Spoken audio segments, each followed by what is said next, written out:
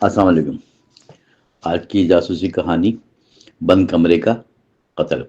پرانی حویلی کے دروازے ہمیشہ عجیب سی آواز نکالتے تھے۔ اہل مولا کہتے تھے کہ اس گھر میں کوئی سازش چھپی ہوئی ہے۔ حقیقت کیا ہے؟ آج رات اس خاموشی میں ایک دل جلانے والی چیخ گونجی۔ چیخ سن کر لوگ دوڑتے ہوئے حویلی کے باہر کھڑے ہو گئے۔ اندر جانے کی ہمت کسی میں نہیں پیدا ہوئی۔ آخر پولیس کو فون کیا گیا۔ صورتحال مزید بگڑنے لگا۔ انسپکٹر حمزہ اپنی ٹیم کے ساتھ چند منٹ میں پہنچ گیا۔ وہ شہر کا سب سے ذہین مگر سب سے جدی افسر تھا۔ اس کی تیز آنکھیں چھوٹی سی چھوٹی بات سمجھ لیتی تھی۔ حویلی میں داخل ہوتے ہی عجیب ٹھنڈا دھواں محسوس ہوا، جیسے کمرے میں کسی نے برفانی سانسیں بھری ہوئی ہوں۔ بر والے کمرے میں کی کھڑکی مدھم روشنی ٹمٹما رہی تھی۔ اس کمرے سے چیخ آئی کی اطلاع لوگوں نے دی۔ سیڑھی چڑھنے چڑھتے ہوئے قدموں کی آواز خود بخود بدل جاتی تھی، جیسے لکڑی بھی خوف سے کسی راز کو چھپا رہی ہو۔ انسپکٹر حمزہ نے دروازہ توڑنے کا حکم جاری کیا۔ دروازہ توڑتے ہی ایک ساتھ ہوا کا جھونکا باہر نکلا۔ کمرے میں داخل ہوتے ہی منظر دیکھ کر سب سناٹے میں آ گیا۔ ایک نوجوان لڑکی فرش پر مردہ حالت میں پڑی ہوئی تھی۔ کسی کے ہاتھ اس کے قریب خون جمع ہوا تھا، اس کے ہاتھ نیچے جھکے ہوئے تھے۔ کمرے کی ہر چیز اپنی جگہ پر موجود دکھائی دے رہی تھی۔ کوئی جدوجہد کے نشان نظر نہیں آ رہے تھے۔ بہت عجیب بات یہ تھی کہ دروازہ اندر سے بند تھا۔ کھڑکیاں تو لوہے کی تھیں، مضبوطی سے جمی ہوئی تھیں۔ کھڑکی پر دھول کی تہ تھی جس کی پر کوئی نشان نہ تھا، یعنی کوئی اندر آیا ہی نہیں تو قتل کیسے ممکن ہوا؟ انسپکٹر نے پہلے لڑکی کے جسم کا معائنہ کیا۔ گردن کے قریب باریک نشان تیز دھار آلے کا تھا، لیکن کمرے میں کوئی آلہ موجود نہیں تھا۔ قتل ایسا لگ رہا جیسے ہوا میں تیز شواہد اکٹھا کر رہی تھی۔ روشنی جھپکی، بجلی کے بدلے دوبارہ ٹمٹمانا شروع کیا اور عجیب سا شور نکلا۔ نہ جانے کیوں لیکن سب کو لگا کمرے میں کوئی اور ہے۔ انسپکٹر نے پلٹ کر دروازے کی طرف نظر دوڑائی۔ فوراً دروازہ دوبارہ آہستہ آہستہ خود بھی بند ہونے لگا۔ پولیس اہلکار ایک دوسرے کو دیکھ کر خوفزدہ ہونے لگے۔ حمزہ نے کمرے کی دیوار پر ہاتھ پھیر کر دیکھا، کسی خفیہ راستے کا امکان چیک کیا، مگر کچھ نہ ملا۔ کمرہ ایک عام کمرہ تھا، مگر عجیب خاموش لگ رہا تھا، جیسے دیوار خود بھی کوئی راز اپنے اندر قید رکھی ہوئی تھی۔ انسپکٹر کا دھیان اچانک میز پر رکھی چیزوں میں پڑا۔ وہاں ایک ڈائری پڑی ہوئی تھی جو آدھی کھلی ہوئی تھی۔ صفحات پر عجیب تحریریں لکھی ہوئی تھی جو جیسے بے ربط ہوں، لیکن ایک جملہ بار بار لکھا ہوا تھا، اس کسی مشکل خط میں اکیلی نہیں ہوں، کوئی میرے ساتھ کمرے میں رہتا ہے۔ یہ پڑھ کر سب کے چہرے پر ایک نیا خوف اتر آیا۔ انسپکٹر نے ڈائری اٹھائی اور آہستہ سے کھولی۔ دوبارہ ہر صفحے پر خوف کی مہر لگی ہوئی تحریر لکھی ہوئی تھی۔ لڑکی نے کئی دنوں سے نیند کی کمی کا ذکر کیا۔ وہ لکھتی رہی کہ کوئی سایہ روز رات کے وقت نمودار ہوتا ہے۔ یہ سایہ پہلے خاموش کھڑا رہتا تھا، پھر قریب آ جاتا تھا۔ پھر ڈائری میں ایک دن کا ذکر بہت خوفناک تھا۔ اس روز نے لکھا کہ سایہ دیوار سے نکل آیا، یہاں کے ڈائری کا صفحہ اچانک پھٹ کر غائب تھا، جیسے کسی نے جان بوجھ کے یہ حصہ ہٹایا ہو۔ یہاں انسپکٹر نے کمرہ غور سے دیکھا، مگر کچھ سمجھ نہ آیا۔ قاتل تھا بھی اور نہیں بھی، عجیب کیفیت چھا گئی۔ اس دوران اہلکار نے فرش پہ ایک چھوٹا سا نشان دیکھا۔ وہ نشان ناخن کا تھا، جیسے کسی نے زمین کھرچی ہو۔ اس جگہ فرش تھوڑا سا اونچا محسوس ہو رہا تھا۔ نیچے انسپکٹر نے اہلکار سے آلہ منگوایا، فوراً کھولا۔ نیچے ایک خفیہ لکڑی کا تنگ خانہ چھپا ہوا تھا۔ اس خانے میں ایک چھوٹا دھاتی چاقو رکھا تھا۔ چاقو پر تازہ خون کے چھینٹے ابھی موجود تھے، یعنی قاتل نے آلہ یہاں چھپایا، مگر آیا کیسے تھا؟ انسپکٹر نے کھڑکی دوبارہ چیک کی، نشانیاں پھر دیکھی۔ دھول پر کسی قدم یا ہاتھ کوئی نشان نہیں تھا۔ دروازہ ٹوٹنے سے پہلے اندر سے بند تھا، واضح طور پہ، یعنی قاتل نے کھڑکی سے آیا نہ دروازہ کھولا۔ اس پر ایک اہلکار نے حیران ہو کر چیخ ماری۔ سب نے پلٹ کر دیکھا تو اس کی نظر دیوار پر تھی۔ دیوار پر لڑکی کی آخری انگلیوں کے نشان موجود تھے۔ وہ نشان اوپر کی طرف نہیں بلکہ نیچے کی طرف تھے، جیسے لڑکی نے مرنے سے پہلے فرش کی طرف اشارہ کیا ہے۔ لڑکی کچھ کہنا چاہتی تھی، بہت ضروری۔ انسپکٹر نے دیوار کو ٹھوک کر آواز چیک کی۔ کچھ لمحے بعد آواز بدلی، جیسے کھوکھلا حصہ ہو۔ دیوار کے پیچھے کوئی جگہ موجود تھی، خفیہ طور پہ۔ اہلکار نے فوراً اوزار لا کر دیوار کا حصہ ہٹایا۔ دیوار کے پیچھے ایک تنگ راہداری چھپی ہوئی تھی، یہ راہداری بہت پوشیدہ اور خوفناک اندھیرے میں تھی، ایسا لگ رہا جیسے برسوں سے بند تھی۔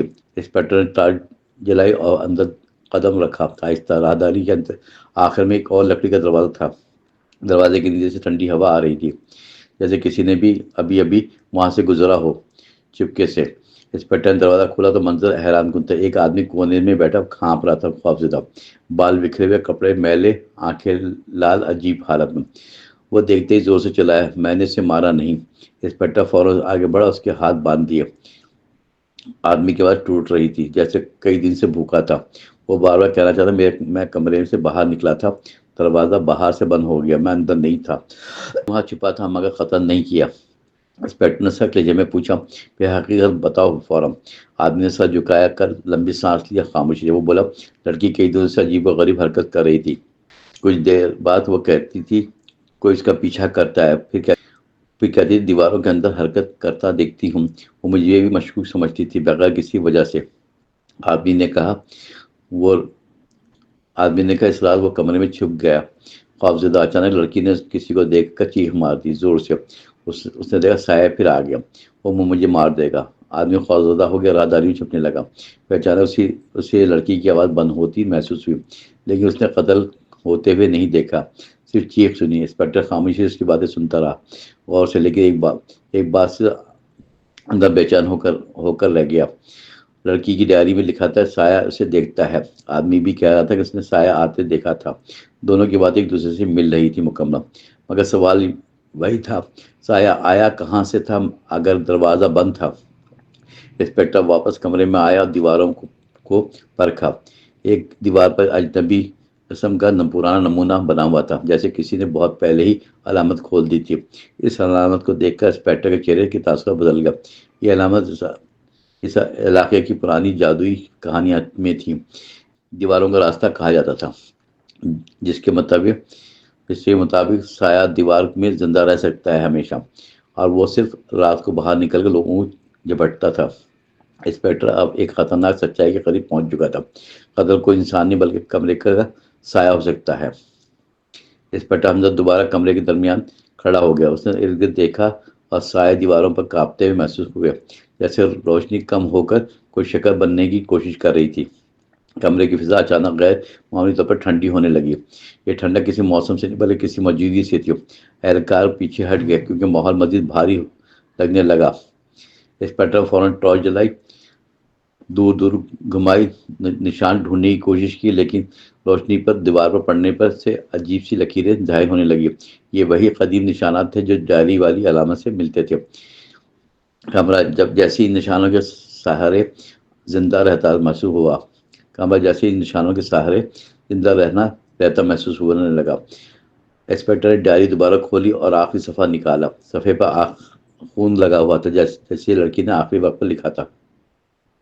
اس میں لکھا تھا، شاید دیواروں پر چلتا ہے، کبھی ایک جگہ نہیں ہوتا، وہ کھڑکی نہیں استعمال کرتا، وہ راستہ دیواروں میں ہے، اگر روشنی پوری کر دی جائے تو یہ سایہ ٹوٹ جاتا ہے۔ انسپیکٹر نے یہ پڑھ کر ایک فیصلہ کر لیا۔ فوراً اسے تمام اہلکار کو حکم دیا، لالٹین بڑھا دیجیے۔ سب نے کمرے کے اندر پورٹیبل لائٹیں لگا دیں، جلدی۔ روشنی جوں جوں بڑھی، سایہ ایک جگہ اکٹھے ہونے لگے۔ پھر اچانک ایک سیاہ دبا دیوار کے بیچ میں آ بھرا۔ وہ دبا پھیلنے لگا جیسے سانس لے رہا ہو بار بار۔